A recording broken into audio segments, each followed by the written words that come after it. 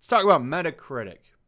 This is essentially a follow-up to a video I did about 2 weeks ago where a couple people pointed out to me that some new games that were coming out, particularly for the PS4, but this is a site-wide thing, not just PS4, you have to wait a couple of days to release your review for a game. So this is Ghost of Tsushima.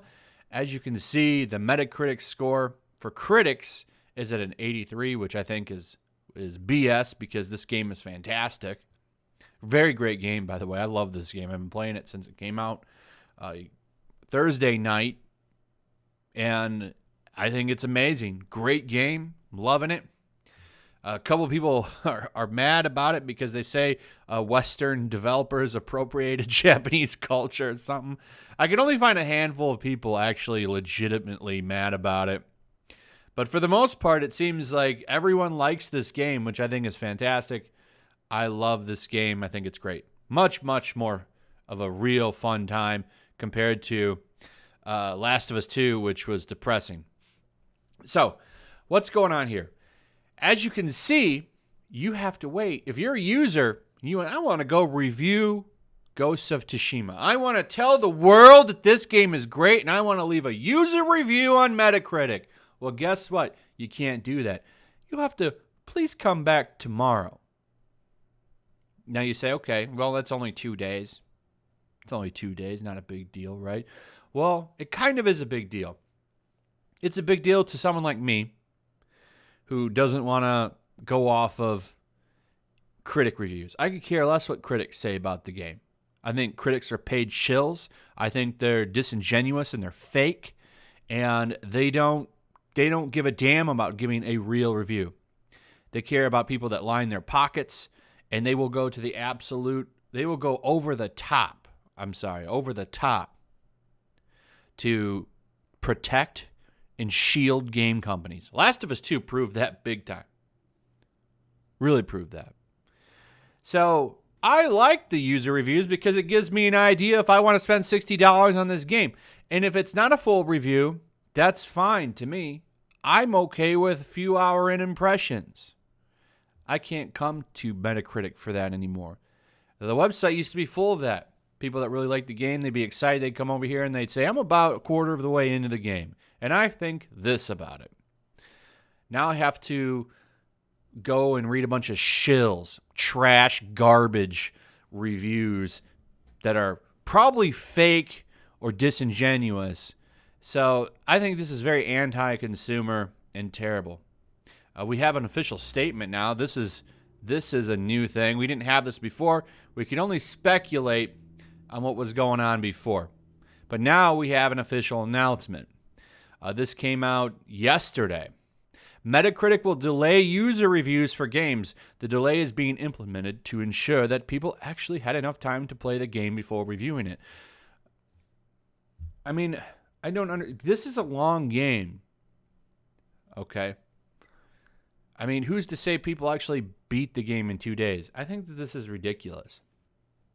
I think that there's a lot to get out of a early impression. And it's a shame that because a bunch of critics and access media people don't like user reviews because let's be real, it makes the gaming critic obsolete. We now lose this feature. I think it's ridiculous. But there you go. Now it's official. Now we know they're doing this. I mean, we knew before, but they've actually came out and said it now, and that's what makes this a little bit more significant. Metacritic will now delay user reviews for games for 36 hours after release, the company announced. This came a few weeks after the release of The Last of Us Part 2, which was review bombed on Metacritic, which, like GameStop is owned by Viacom CBS. We recently implemented the 36-hour waiting period for all user reviews in our game section to ensure our gamers have time to play these games before using their reviews, a Metacritic spokesperson said. The new waiting period for user reviews has been rolled out across Metacritic's game section and was based on data-driven research and with the input of critics and industry experts. Oh, how lovely that critics got to help decide this. Isn't that nice?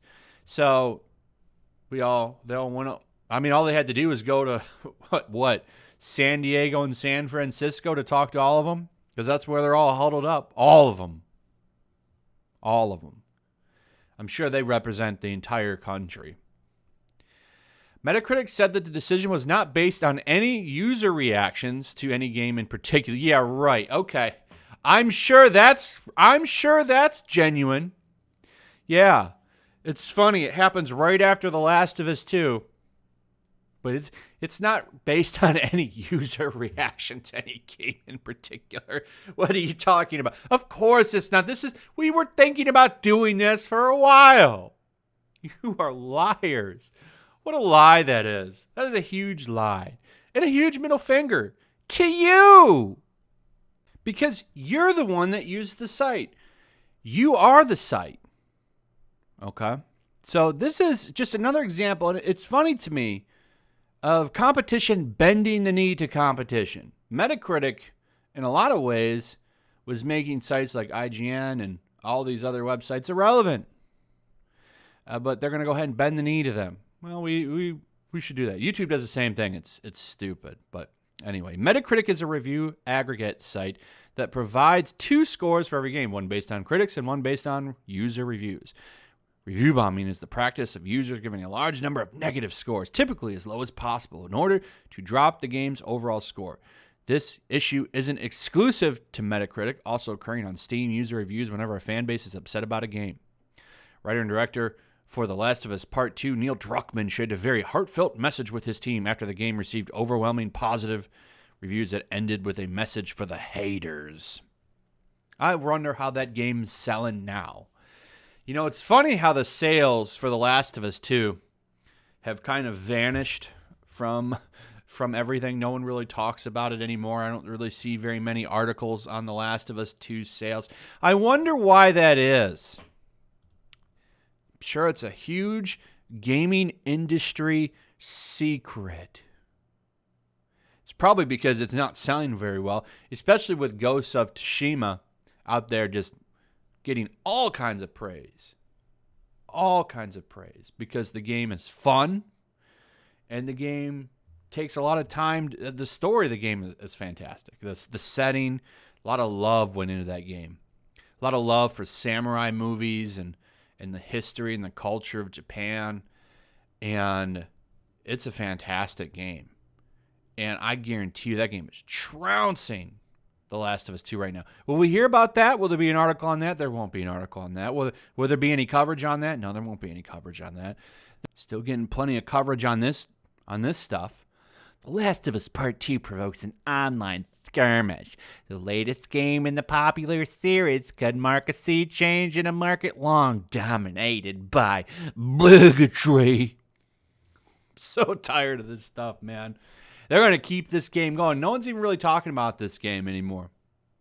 Nobody's even really talking about this game anymore because most people didn't like it. Most people are pretty mixed on it if they didn't like it. And if they did like it, well, I doubt they're still talking about it because the game is depressing no matter which way you cut it. I saw Nerdrotic compared it. Well, no, he was covering someone saying that it was inspired like Logan.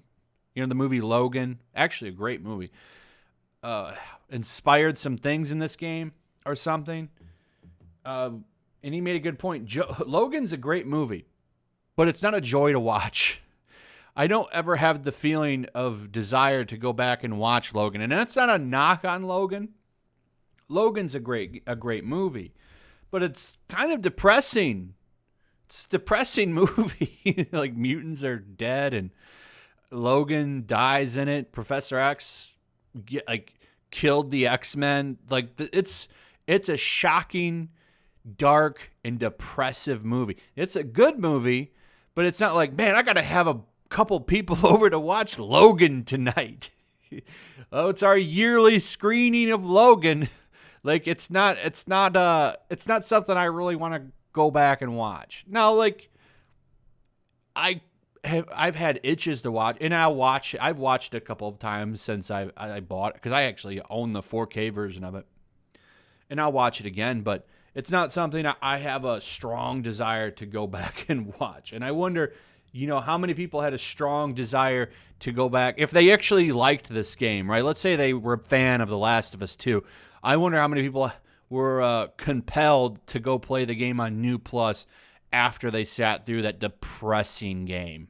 Probably not that many, and I would be willing to bet on that. I don't know if that data's out there, but I would say a lot of people probably didn't play the game on New Game Plus. Does it have a New Game Plus? I'm not sure if it does or not, but I doubt many people went back and played the game again. And this game is going to be a flash in the pan with sales. The sales are probably not going to spike again, and we won't see any articles on that. But anyway, Metacritic giving you the finger. Ghost of Tsushima is a fantastic game. If you want a recommendation for a game, pick this up. It's probably my game of the year so far. I'm loving it. So check it out, and that's it. I hope you enjoyed the video. I'll be live streaming tonight, so make sure you tune in. That'll be around 9 p.m., 9:30 p.m. Eastern Standard Time. Look for the little, live stream thing. I'll put the event up, and you can go and hit a reminder. That's it. Leave me your comments, your thoughts. What do you think about all this? I'd like to hear what you have to say. Also, if you would, throw a like up, share the video. Make sure you still subscribe. Subscribe if you're new. Hit that notification bell, and I'll see you on the next one. Peace. Also, if you want to help support the channel, check out my Teespring store. There's a link in the description. You can find some merchandise in there that you might want to check out.